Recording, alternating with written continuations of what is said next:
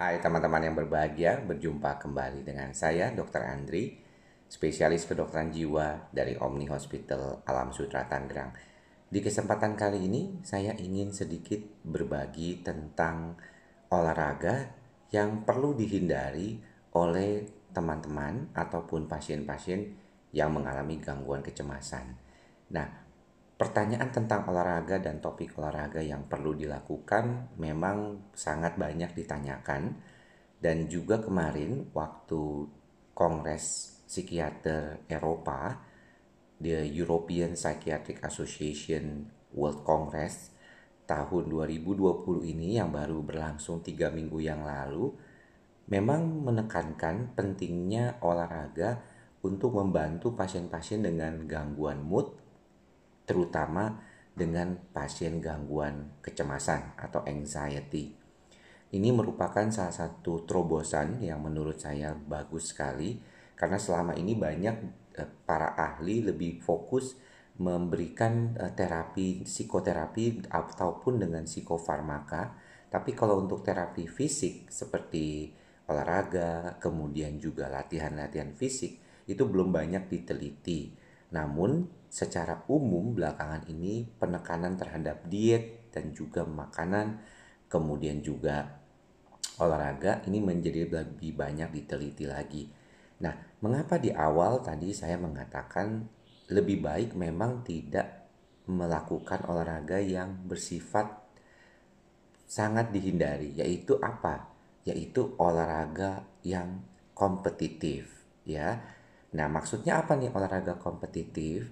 Olahraga kompetitif adalah sebenarnya gampangnya olahraga yang ada pertandingannya gitu ya, ada lawannya. Yang seperti misalnya badminton ya, kemudian juga volley, mungkin tenis ya, kemudian juga eh, sepak bola, futsal ya, seperti itu. Mungkin sementara ini tidak dilakukan dulu oleh pasien-pasien yang mengalami gangguan kecemasan yang cukup berat terutama. Kenapa?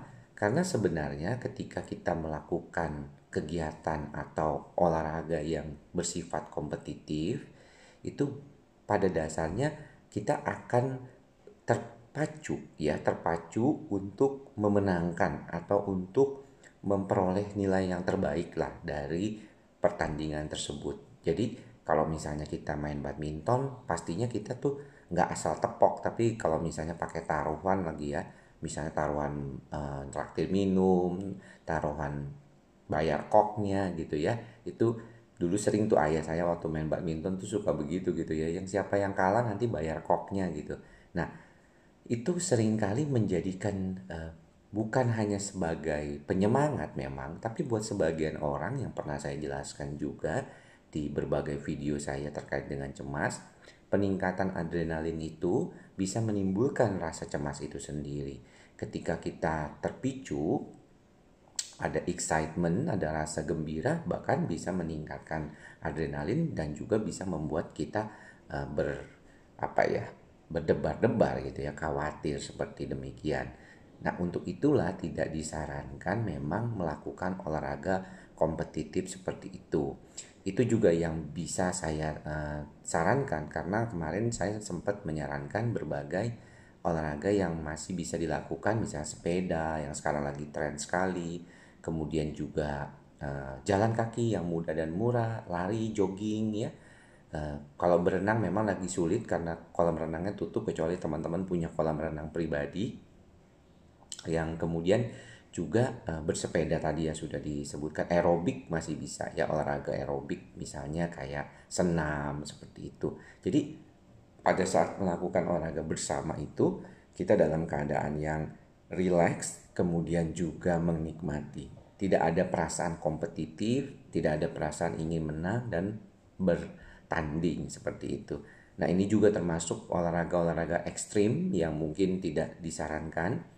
Misalnya motocross yang melintasi apa namanya cross country gitu ya. Walaupun ada beberapa pasien yang merasa saya kok nggak ada masalah ya dok ya kalau melakukan itu. Yang saya khawatirkan kalau saya naik jalan tol gitu ya. Nah, ini memang bedanya ya, kalau cemas itu irasional thinkingnya yang lebih dominan atau pikiran-pikiran irasionalnya yang lebih dominan daripada pikiran rasionalnya.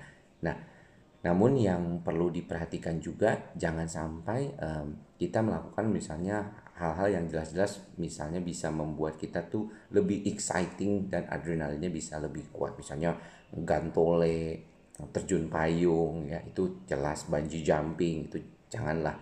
Sementara kita gunakan dulu kesempatan kita untuk melakukan aktivitas olahraga yang non kompetitif.